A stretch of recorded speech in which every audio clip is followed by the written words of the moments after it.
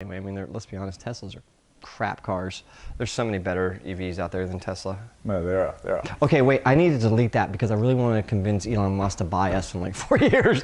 So Tesla's amazing. It's awesome, but they need to let the paint dry. Yeah, that's it.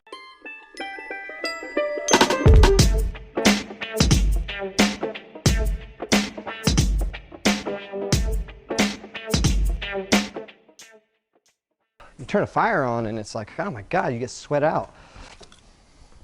No, I mean, it is cool for like tastings and all that other good stuff. Talking about that, we got to, that chef, Adam, keeps reaching out wanting to know when to do a, kind of like a recording, a thing where he's gonna come in with some really cool like ingredients that might be good in a gin and wants to give it a go and all that other kind of good stuff. So he wants to, so ingredients for the gin or for the gin. So he wants to try certain things like black lime, which apparently used to be, was banned at one point by the Food and Drug Administration. So black lime is actually lemon peel. Yes. That then ferments somehow, and it gets this type of mold. But they use it on food all the time now, and it's really, really good. But they call it black lime for whatever reason. Yeah. He wants to try that. He wants to come over with like a handful of ingredients, and so I figured we set up like the Mighty Mini or something, and just do a small run. we just do a trial run and see how that works. Yeah, and then he also wants to see the process because he does his own beer. Right. And so he wants to see what the differences are. The second step. Everybody wants to see the second step. Right. Like, what's it go? So, yeah. So on to what we got today. We have two videos. The first one we're going to watch, excuse me. The first one we're going to watch is kind of the finale, for now, of Frankenstill, right? I mean, we've done a ton of different things. We've cut this thing up. We've done a ton of different mods. We haven't. Scott. No. No. We'll get that in a second. So we've done a ton of different mods of Frankenstill. We've, and we haven't recorded all of it because it takes hours and hours and hours to do some of these things, like with the soldering and everything else like that. Well, and that just gets really boring. It does. Like, who wants to see that? They want to see it like the end, right? So exactly. Okay, so the first one is going to be the finale of Frankenstill, which we have dubbed. Her name is Chuck. Chuck, that's right, not Scott. I like Scott. Oh. We're going to have to go back. We're going to put our plugs in. So, your left ear. Yeah. So, this thing, now I've learned, not like this. No. It's got to be up. And you got to push it in. I know. Push it, wiggle it. Yeah, I know, but I know it's going to fall out. I will be brave. We got some red stucco tape downstairs. You can just put it right here. You know what? You should just put it on my head and, All right, so episode 4, her name is Chuck.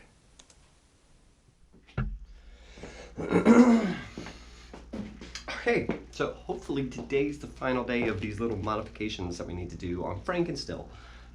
She's actually running really well. We're going to be doing some testing this weekend. I think we're going to be starting that tomorrow morning. We're going to do a test of just doing a straight run, no packing, no stones, no copper, no nothing. We want to see how this thing does. And then we're going to go ahead and pack this thing with copper mesh. We bought a 100-foot roll of it, which, as big as that damn column is, I don't know if that's enough, to be honest with you. But before we do that, there's some things I've noticed on some of the modifications we've done that just need to be tweaked a little bit. The biggest one is, well, tubing. I like tubing. What we've done, we created as close as we can make it, a self-cleaning still. I don't have to take anything apart, ever. Which is really cool because, taking this thing apart, especially when I'm just here by myself, if Andreas is off doing whatever he's doing, it's a pain in the ass. This thing is heavy, it's difficult, it's challenging. Trying to hold the whole assembly up while doing a tri-clamp, it's like, this sucks. So I installed, and I'll go a little bit more into it, but I installed a chemical injection system into our top chamber here, which was an add-on piece we had. Venustill's manufactured for us that has a PID located on the back, so I relocated the PID from the base of the kettle all the way up to the very top of the column. I had them put this extra nib right here in, and now I have a shutoff valve, all that kind of good stuff. So during a normal run, we don't have to do like super cleans, we're just doing wash downs. So we drain out the kettle, turn this on, cools down the column, washes everything down, rinses it out, we're good to go. What if we want to do like a super clean? Like what if we really want to make sure that all the copper packing that we might have in here is just really getting clean, and I don't want to take all this crap apart because it's a pain. Well, that's what this chemical injector is for. So we fill that up with 16 ounces of a very acidic chemical solution that then disperses into our kettle and our entire still at 1/2 ounce per gallon. And this is roughly like 30 gallons, I'd say, altogether. A little bit less than that, but so 1/2 ounce per gallon. And then we let it soak. We let it soak for like 45 minutes to an hour.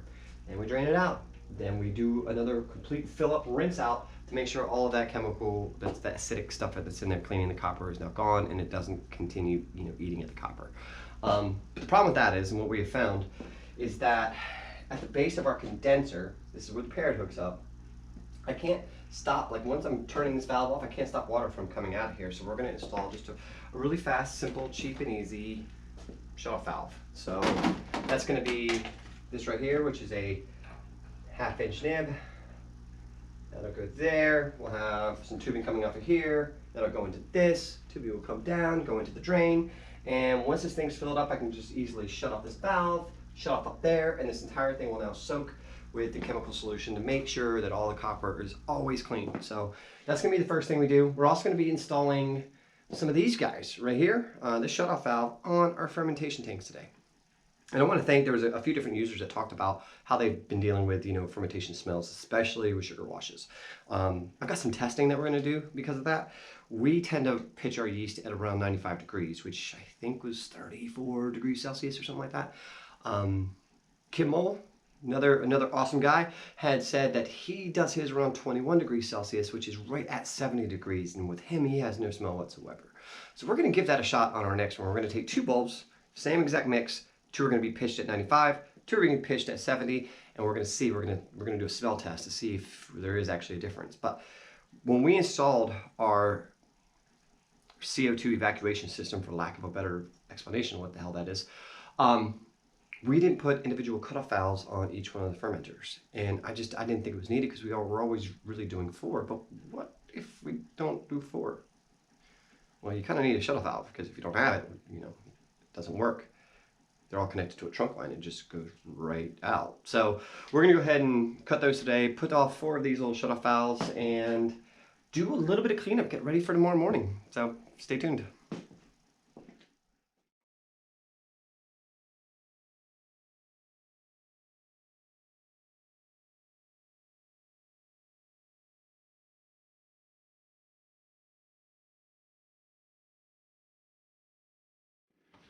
So we're giving this a go right now. I want to see.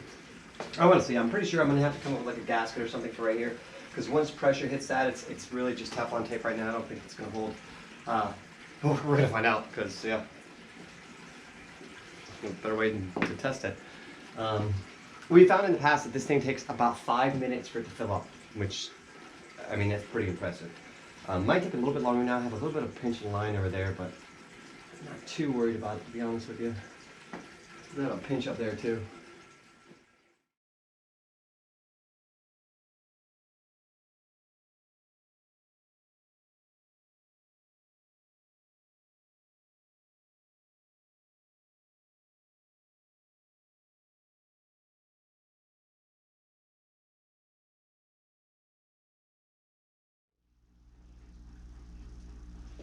Okay.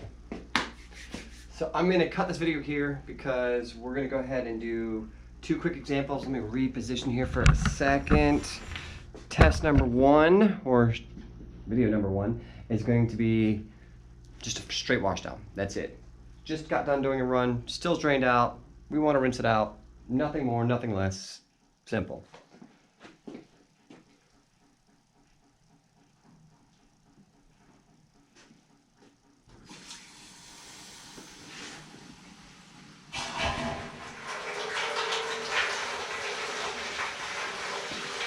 And that's it. Valves open at the bottom, rinses down the entire column. Hits this little sonical edge right here because we have one of these little like filter separators. Fans out. And there we go. Got the rinse down. Let that run for a few minutes and it's good to go. Now we're going to do one where it's the chemical fill up.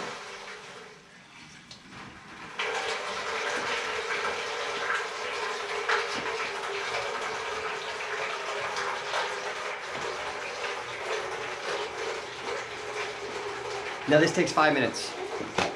That's it, 5 minutes. It will fill up 20-gallon kettle, 5-inch column, the PID section, the tube going around, and the entire condenser in 5 minutes flat.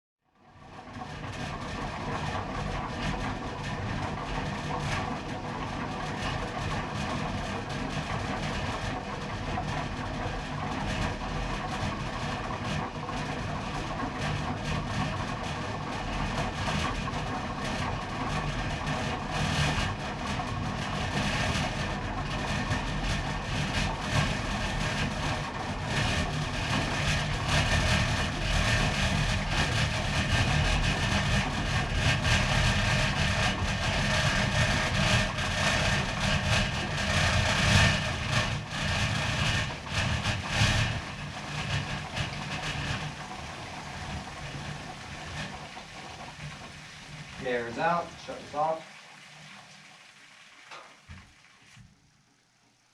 Shut this off.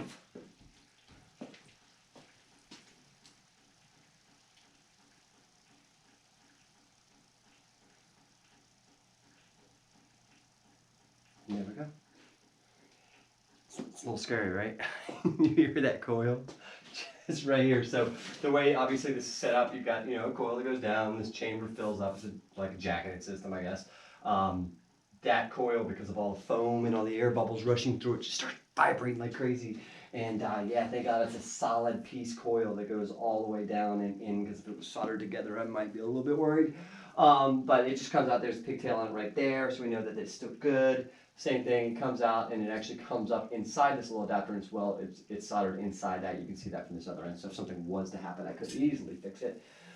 You know, the other cool thing is too is that like doing this right here, you know if you got a leak. I mean, we've got an insane amount of water and water pressure in there too. So if there's a leak anywhere on this stove, you can tell quickly. If there's something like that's actually how we discovered our other leaks.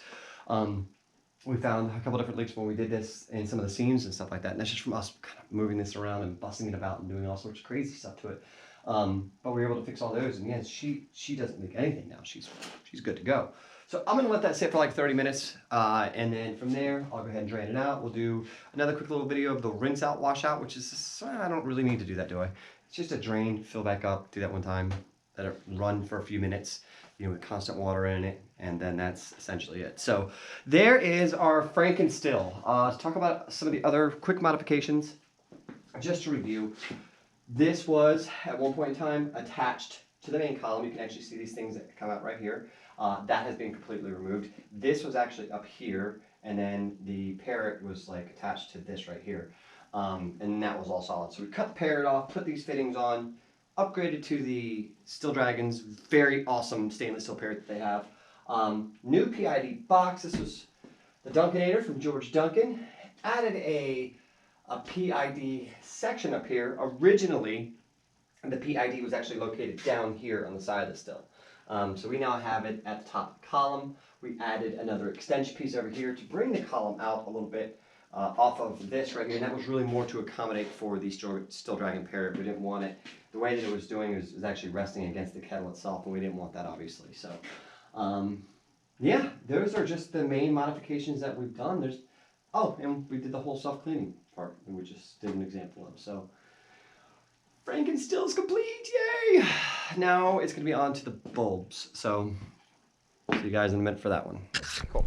So now that we've kind of gone over what we've done, we still have two. So the reason that we just cut to this is because we ran out of space on the chip. It's as BS. we recorded. So yeah. Yeah. Happens. It does, yeah. I like something that alerts me to tell me it happens. It seems to, by the way, happen to us all the time. So I get to look at my ugly mug. I got a very square head there, don't I? All right, so have you ever noticed, I feel like I have like a tabletop right there where it's like, you know, remember like the Frankenstein, like it goes up and like, never mind. You're just missing the screws. Yeah, I know. Kind of have one in right now. Yeah, right. It's great. Yeah. So we do have two potential still modifications that we're looking into.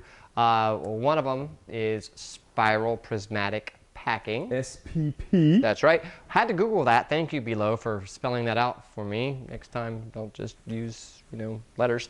But no, so this was a conversation between myself, Below, and Tech Guy talking about, copper packing versus, other packings. And Below brought up SPP. He kind of went into the whole history of, and he actually was very thorough on your comments, so thank you for that. Went over how it's used in Russia, and it was used for this one type of fermentation back in the 40s, or distillation back in the 40s. So I started looking into it, and I mean, it looks really good. We actually talked to George about it too. Right. And George likes it. Yeah, but he got his, I think, for free or something. Right. He failed to mention the expense that's involved. Yeah. So when we figured out, because of a 5-inch column that's 40 inches tall, it would take 13 liters of 5x5 SPP to fill it up. Right. And the liter costs? $41 plus $29 to ship. Yeah. So it's like $900. And it's not like you just ship $29 to ship however much. No. No. It was per liter. Yeah. And so it was like, oh my God, this would cost $1,000 to test SPP. Right. And let's say we don't like it, and we trust George, of course, but let's say we don't find much of a difference, or we don't like it, or what have you, then we just, yeah, $941, yeah. So we're going to hold off on SPP for the time being, and I'm going to check this camera again because I'm just like freaked out about it now because I don't want to have to do this thing for a third time. And it's still recording. Whoop, whoop. All right. What? Dude, I don't know what happened. I don't know what happened. So from here on out, if you see me get up and go check the camera, yeah, just deal with it. So that's number one, which we're going to hold off for the time being. Number two is three-phase power.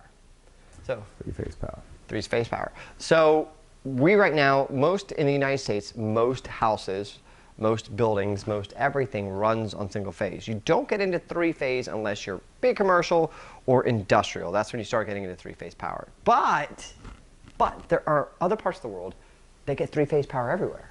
Right. I think Australia is one of them, if I'm remembering. I think, and there's like a lot of places like Romania that the norm is three-phase power. And that's because three-phase power as a whole is more efficient. Now, I'm not going to go into the science for that. If you guys are looking for a science YouTube channel, there's one called Barley and Hops. You should hop over there. So, yeah, but no. George. Love you, man. But no, it has to do with the sine wave and like the zero and blah, blah, blah. So we ended up putting three-phase power via a variable frequency drive at my house to power this pool equipment that I installed. That was all three-phase pool equipment. And I was looking to reduce the overall cost of what my pool equipment was costing every damn month. And not only that, but variable frequency drives give you the ability to adjust the percentage of power going to these devices. Right. So it's also like a dimmer control, a big giant dimmer control for all your pool equipment, which is great. So, I reduced about 40% of my electrical costs on the pool, not just because of the dimmer control, but because of what three-phase power and how three-phase power works, what it requires as far as amps and watts and everything else like that. So looking into three-phase power, something that we might kind of get into, the idea would be here, since we're single-phase, is going from single-phase to a variable frequency drive to a PID to a three-phase power element. Yeah. So, yeah. Which is not... It's not that straightforward. There's a lot to it. There's a lot to it. Yeah. But the reason why it starts becoming kind of important, especially with us, is that as we start going into designing or finishing the design on our distillery, we have to think about what kind of power we're going to have. And because of the space where we're located, it is going to be three-phase power. So how are we going to use three-phase power as opposed to single? What does that do for element change? What does that do for PID changes? What does that do for kind of everything? So that's a big difference. And another difference we're going to go into here in just a bit on the next video we're going to cut is filtering. I'm going to kind of call it filtering from here on out because, George's video where he's like polishing the whole thing. No. That's great. Make it nice. Yeah, that's it. Yes. Awesome, guys. Thank you so much for watching. Happy Super Bowl Sunday. If you're not a sports fan like me, then watch the commercials. Yeah. Yeah. Thanks, guys. Thanks. Oh, wait. Subscribe or don't. Or not. Subscribe if you want to. You don't have to. Please, do not feel pressured. Later.